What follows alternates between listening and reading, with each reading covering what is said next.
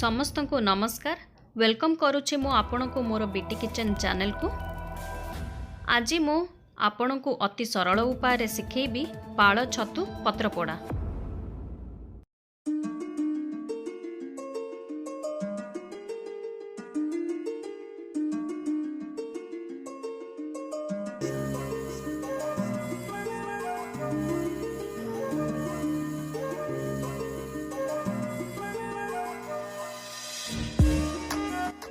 आसंतु एबे आमे एही रेसिपीर प्रोसेस स्टार्ट करिबा।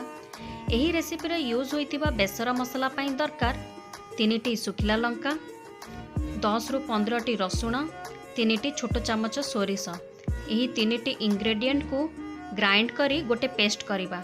देखंतु एबे हमर बेसर मसला रेडी होई जाईची।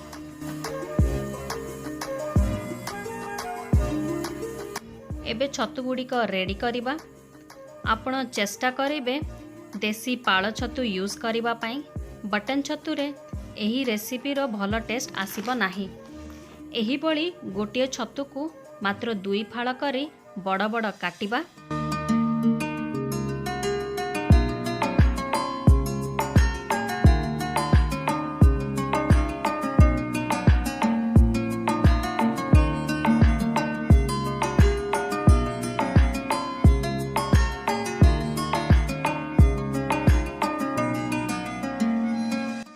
सबु छतु को एही बड़ी बड़ बड़ काटी सारला परे भल से धोई दे अल्प चिपुड़ी देबा जेमिति एक्सेस पानी गुड़िक बाहरी जीव।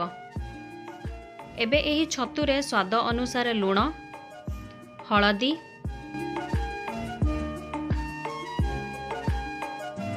पांच चमच बेसर मसला,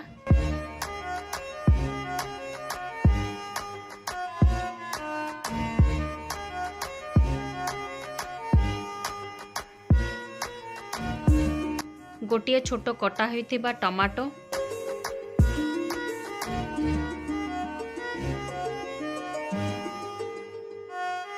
तीनिटी कटा होइथिबा कंचा लंका,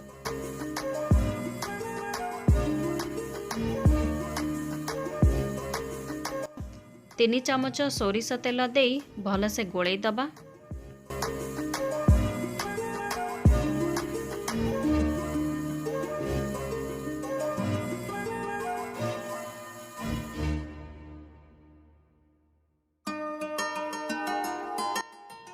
भल से गोलेला परे सांगे सांगे एही छतुर मिक्सचर को पत्र रे ट्रांसफर करिबा। आपण फ्रेश कदली पत्र किंबा कखारु पत्र भितरु जहाँ भी गोटिए यूज करि पारिबे आपणकर अवेलेबिलिटी हिसाब रे। कदली पत्र को धोई की टिके पोछि देई नियारे टिके सेकिबा। न सेकिले मशरूम को पत्र रे बांधिला बेले पत्र फाटी जिवो। एही सेकिबा प्रोसेस को मु मोर आउ गोटे वीडियो पत्र पोड़ा चिकेन रे देखाइछि जहार लिंक मु तले डिस्क्रिप्शन बॉक्स रे देइछि। मु आपन को एठी 2टी जाक पत्र रे पोड़ी देखाई देबी। देखंतु एबे मु रेडी करिथिबा 2टी धुआ होइथिबा कखारु पत्र रे किछि मैरिनेटेड मशरूम को ट्रांसफर करूछि।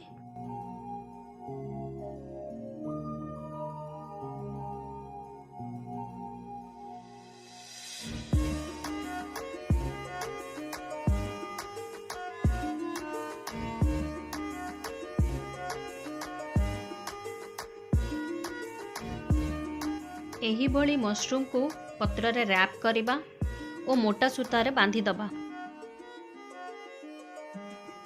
एबे सेका होइतिबा एही कदली पत्र रे बळी थिबा मैरिनेटेड मशरूम को रखी रैप करी सूता रे बांधिबा।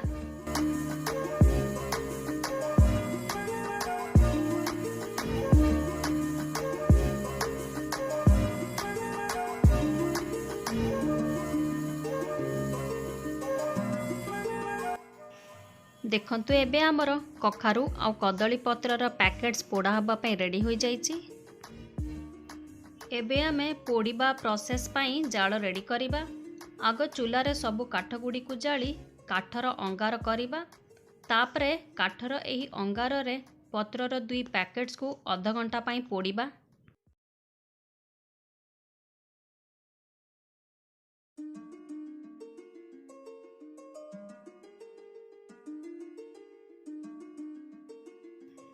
अध घंटा पर देखंतु पारंपरिक पाଳ छतु पत्रपोड़ा रेडी हो जाइछि। पैकेटटी बहुत गरम थिबारु अंगारर निया आउ टिके कमिबा पर्यंत वेट करिवे। 5 ରୁ 7 मिनिट पर केयरफुली पैकेट गुडी को बाहर करिवे।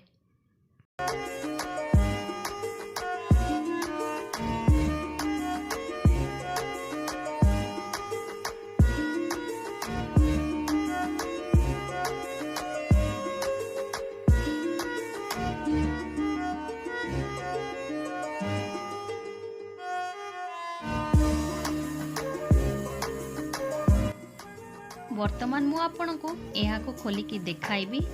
एही भली कैंची सहायरे सूता को काटी नेबा।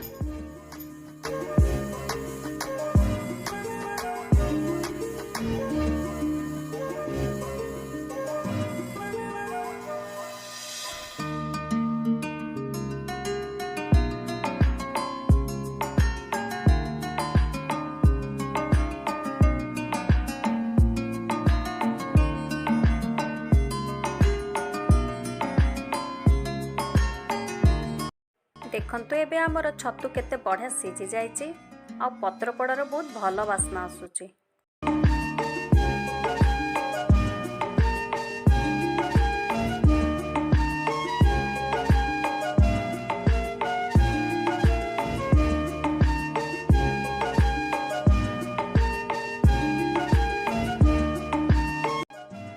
मोर एही वीडियो को देखिबा पई बहुत बहुत धन्यवाद।